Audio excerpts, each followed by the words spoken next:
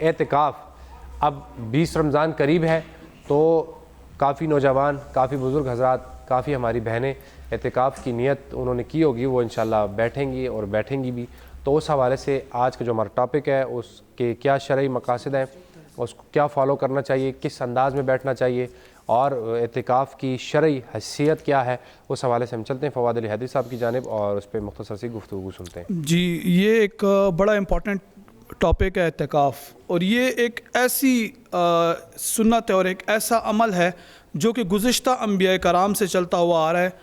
لیکن سرکار دو عالم صلی اللہ علیہ وآلہ وسلم نے اعتکاف کو ایک اچھی موڈیفائڈ شیپ دے کر امت کے لیے چھوڑا، اپنے صحابہ کے لیے چھوڑا. سرکار دو عالم صلی اللہ علیہ وسلم پہلے 30 ایام کا اعتکاف فرماتے تھے، پھر ایک مرتبہ آپ نے پورے رمضان کا اعتکاف نہ فرمایا تو آپ نے آخری عشرے کا، یعنی کہ جس طرح فیصل نے کہا کہ 20 رمضان المبارک عصر کے بعد اکثر لوگ بیٹھ جاتے ہیں، اور مغرب سے چونکہ اسلامی طور پہ نیا دن شروع ہوتا ہے تو وہ پھر چاند رات تک وہ اعتکاف جاری رہتا ہے. یہ سنت اعتکاف ہے اور یہ ایک کفایہ ہے، سنت کفایہ ہے. یعنی اس کا یہ مطلب ہے کہ ہر محلے میں سے، یعنی ایک محلے کی مسجد ہے، اس میں سے ایک بندہ اگر پورے محلے سے بیٹھ گیا تو پورا محلہ جو ہے وہ ثواب کا اس میں شریک ٹھہرا اور وہ گناہ سے مبرہ ہو گئے. لیکن اگر اس پورے محلے میں سے کوئی ایک شخص بھی نہ بیٹھا تو وہ پورا محلہ جو ہے وہ گناہ گار ہوگا اور اس کو باقاعدہ اس کا گناہ ملے گا، کیونکہ یہ وہ سنت ہے جس کو سرکار دو عالم صلی اللہ علیہ وآلہ وسلم نے متواتر طور پہ اپنایا اور اس کو کنٹینیو رکھا، اور دوسرا اس کی ترغیب دیتے رہے. اعتکاف کا جو بنیادی مقصد ہے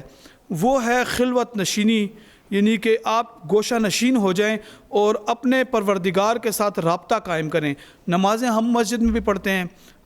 ہم درود و سلام بھی پڑھتے ہیں، ہم تقاریر بھی سنتے ہیں، ہم ہر عمل کرتے ہیں، لیکن اس کا مقصد یہ ہے کہ جب آپ اعتکاف میں وہ اعمال کرتے ہیں تو آپ اپنی ذات کو ایک پریکٹیکل طور پہ دنیا سے کٹ کے اللہ تبارک و تعالیٰ کے ساتھ منسلک کرنے کی کوشش کرتے ہیں اور اس کے حضور پیش ہوتے ہیں، یہ سوچ کر اور یہ فیل کر کر کہ اللہ تعالیٰ جو ہے وہ ہمیں دیکھ رہا ہے اور ہمارے اعمال خالصتاً اللہ کے لیے ہیں. اس میں انتہائی زیادہ خلوت کو اور گوشہ نشینی کو پسند فرمایا گیا، اور اس کا مقصد یہ تھا جب سرکار علیہ الصلوۃ والسلام اعتکاف فرماتے تھے تو آپ جو دنیا کے جنرل امور ہوتے تھے ان سے آپ بالکل جو ہے وہ قطع تعلق اختیار کرتے تھے. اس کی وجہ یہ ہوتی تھی کہ یہ ظاہر کرنا اپنی امت کو بھی، اپنے صحابہ کرام کو، اپنے اہل بیت کو، کہ اللہ تبارک و تعالیٰ کے ساتھ تنہائی میں ایک جو کنیکشن ہے وہ کرنا بہت ضروری ہے. اور اس کے علاوہ جو کم ایام کے اعتکاف ہوتے ہیں وہ ثوابی اعتکاف ہیں یا نفلی اعتکاف ہیں، اس کے بارے میں یہی ہے کہ ایک دن کا بھی اعتکاف اگر کسی نے خاص اللہ کی رضا کے لیے کیا تو وہ جہنم کی آگ سے بچ جائے گا. لیکن جو میں نے جس طرح کہا کہ کفایہ ہے کہ پورے محلے کی طرف سے، تو وہ یہ سنت اعتکاف ہے جو کم از کم آخری عشرے کا ہوتا ہے، 10 ایام کا، یعنی کہ 20 رمضان المبارک سے چاند رات تک، جب تک چاند کا آپ کی مرکزی کمیٹی اعلان کرتی ہے اس تک آپ کو وہ اعتکاف کرنا پڑتا ہے. اس کے علاوہ کچھ لوگ اجتماعی اعتکاف بھی کرتے ہیں، گھروں میں بھی خواتین اعتکاف کرتی ہیں، لیکن زیادہ پسندیدہ جو ہے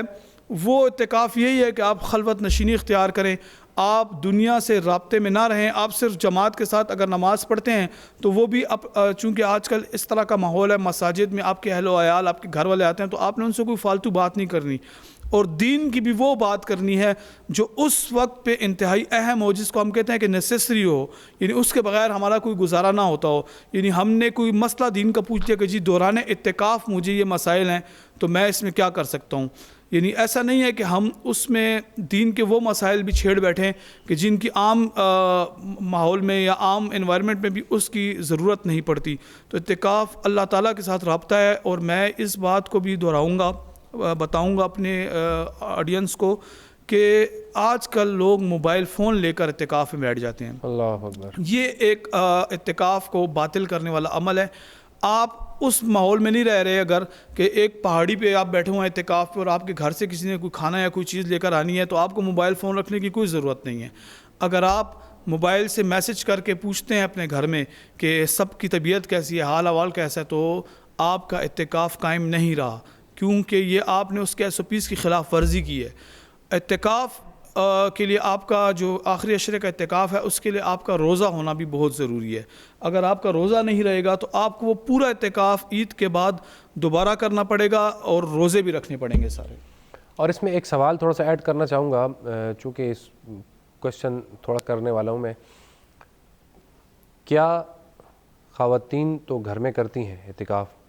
لیکن جب وہ مسجد نبی میں جاتی ہیں تو وہاں پہ بھی اعتکاف کر سکتی ہیں؟ جی ہاں، وہ چونکہ خواتین کے لیے سیپریٹ ایک ادھر سسٹم ہے، ایک ماحول ہے، اور مسجد نبوی اور مسجد الحرام کا تو دنیا میں کوئی نعم البدل ہے ہی نہیں. تو مطلب ایسی جگہوں پہ تو ہم نے ظاہر ہے اس کو